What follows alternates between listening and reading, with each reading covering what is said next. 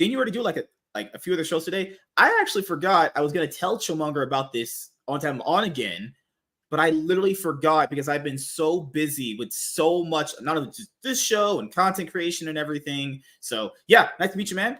Again, it's been a minute. Last time me and you talked, I had less stars behind me, but we are live. Hey, if you want to join this, I'm only going to post a clip out of this. If you're watching off of my stream, it's the link is in the description to come see us there. Okay. So I haven't got a chance to talk to Chillmonger quite some time. People forget we already do know each other. We did videos before. I'm back on my other channel before I was yeeted for dumb reasons because corporate conglomerate BS actually. So those are the worst. People who don't know you, who are just going to see you for the first time, tell us your origin story. So when I started talking about things on YouTube, it was like comic book stuff. I was very into Marvel comics specifically, right? Of course, I had my different interests in the MCU, different interests like Star Wars. And anytime something that has to do with representation pops up, I seem to make a video about it. Me and K-Dot just did a video earlier today, Tuesday evening.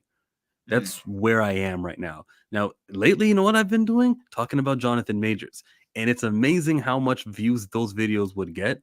And I'm getting thousands of YouTube views just to talk about how this man is innocent. This woman lied. The police who arrested him are liars who fabricated the story. The judge is not dismissing the case and they're crooked. And the district attorney is the shadiest of them all. That's what the Chillmonger YouTube channel has been about. And before that, growing up, because you grew up in Canada, which is obviously Canada. Dang, no, the red leaf country, ran by now Mr. Justin Trudeau, the greatest politician on this planet. Guys, I can't say with a straight face. You got that nice hair. So growing up, how was it? Hard, easy, middling for the most part? I don't like talking about myself like that. People don't know what it was like growing up, and I try to not to bring up things like that. I may be really rich. Story. I'm here at the Chill Mansion, or I may be at the same conditions that MSK is at, where it's just as small as a room. Okay, I like that. I like that. I don't like talking about myself I don't talk about my age. I don't talk about a lot of things. You can ask me what I grew up on though, but I feel like the privacy is important to yourself as a YouTuber. Like if someone ever comes at you, MSK, it'll only be because of something that you offered them to use against you, right? I'm not gonna lie, you're the first person to give me that approach, and I like it. We'll keep your origin story a secret. I like that. It'll be one of those things in comic books where they don't actually do that anymore. Now that you know how personal shit could get if they knew your real name. I guess we do know your real name. To the ones paying attention, we know your real name. But like, you guys don't know no Chillmonger. Chillmonger. They're like, wait, Killmonger, but he's chill. But isn't Killmonger the opposite of chill because he wanted to just destroy all of Wakanda essentially, or put them into a war state? Actually, it's a genjutsu. You don't know. Well, I'll tell you what. I'll tell you something about me because you did ask a question about like who am I? What's my origin story? I'm a lover of storytelling. I am one who's been watching a lot of my shows disappoint me, and it's motivated me to get into that. I'm gonna create a comic book and look out for that. Okay, that's very good. Okay, man. And let's just come on. Everyone knows I like asking direct stuff. And a person out there was trying to call me a coward, and I was like, me a coward? I literally will just ask the person straight up what's going on with them straight out the gate because I don't do that. Hey, to be fair, making small talk is good with new people so you kind of ease them into the conversation, right? What question are you building up to ask me, sir? No, it's nothing bad actually. Everyone knows you now, obviously with the Jonathan Major stuff. You're the big guy for Riri Williams for whatever reason, and you're also a big guy in the recast. Recast T'Challa. That's what you're getting at. Yeah, absolutely. Yeah. Let's get that started. What do you think I was asking? Your phone number? It took like 4 minutes to get to this topic. Absolutely. This man needs to be recast. There's not one, like the last time me and you talked about it, right? Remember all those things that I brought up and we talked and discussed. You can find it you can't find it on your channel anymore. Well, we'll have to redo that video for a modern audience, as they call it. But every single point still stands. He's still the top character ever that's existed with a dark skin tone. Everyone else who's top tier with that skin level, they're down here. They don't gross just as much money as that character did. The inspiration he provided, he is representation's best representative, as you said in that video that we did. Recast the real T'Challa. There's no reason why this character shouldn't exist anymore or should be off screen. Yes. So actually, I was gonna message you about that initially first, but we have a long form discussion point here, which people are gonna like. But yes, we'll eventually work on a way we can get that pre-recorded video done again, or more updated opinions on recast T'Challa. Because for me, the way I look at it from a 2023 perspective is they're so, I mean, Disney is all about, when they say they're about inclusivity and all this stuff, right? Then if you're really about that, wouldn't it be a good thing to have Black Panther, T'Challa, Black man leading the MCU? If you're all about inclusivity, I mean, your actions should speak louder than your words, right? And it's the thing, man. What I've also learned with people, I mean, everyone has their own opinions. It's fine. It's totally fine. You have your opinions. But I want to point this out in a flaw in an opinion, even though it's your own, which is, why is it that we can recast a whole bunch of other characters, but specifically with this one, we can't? And it's not because we can't do it. It's because people might get angry at it. That's the reason why. It's like, what? It doesn't make sense. Balin Skull, the actor who died and played him, Ray Stevenson, he's gone. The next Star Wars project is probably still going to use Balin Skull. They're going to recast. Stories need to continue. And whatever excuses that they fall back on, which would be like, well, it was too soon, or well, you see, that's a main character. We just don't recast the supporting characters. No, the more important he is to the story, the more important it is to recast the character. It just doesn't work. There's no reason I can think of. If you care about representation, I don't want to see Sam Wilson as Cap, which is something they're doing. Oh, I don't. I know you don't like that.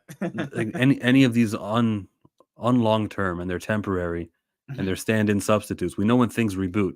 When Marvel does Captain America again, it's going to be the regular Captain America, Steve Rogers. So let's not live in the moment and be ever confused with these stand-in representatives. Let's yearn. There's the word I'm looking for. Yearn for the solutions. The Black Panther T'Challa is the solution, and removing him and diminishing his presence in video games, because they're doing a video game and they're not saying that they're using T'Challa. Oh, you're right. When we think of all the ways that they're trying to de-emphasize his value, his brand, and its association with the character, we can see the long-term damages of that.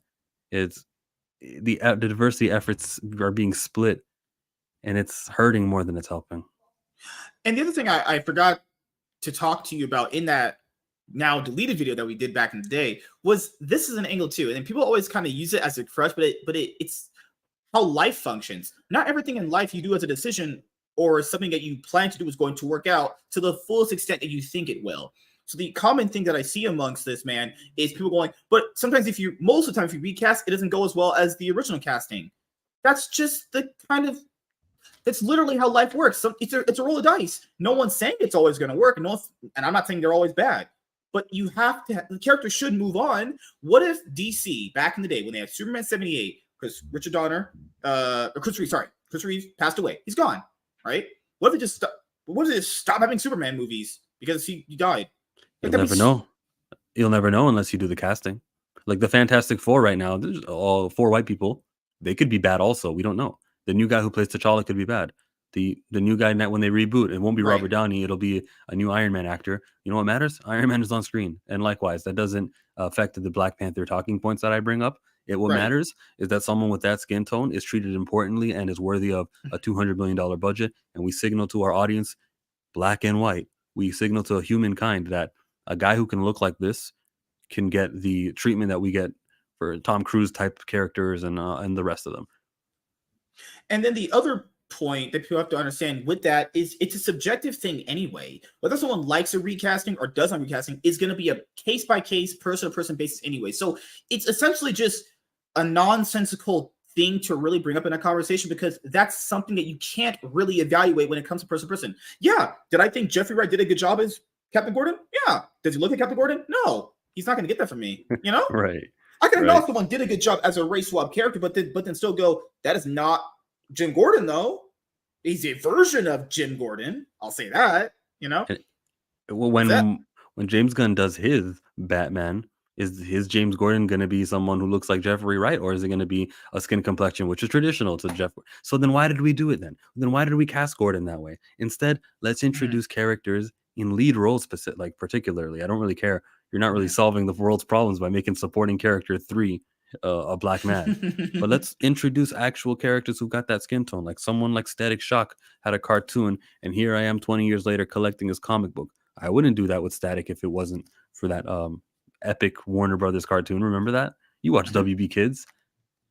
And another thing that people need to understand when it comes to like being a creative is even if your creation subjected by who it's gonna be consumed by, it's gonna be different person to person. Understanding this, you'll get a lot more brownie points, even if it's considered genuinely bad by a large general consensus. You'll still get brownie points, even if the character was created that you did was new.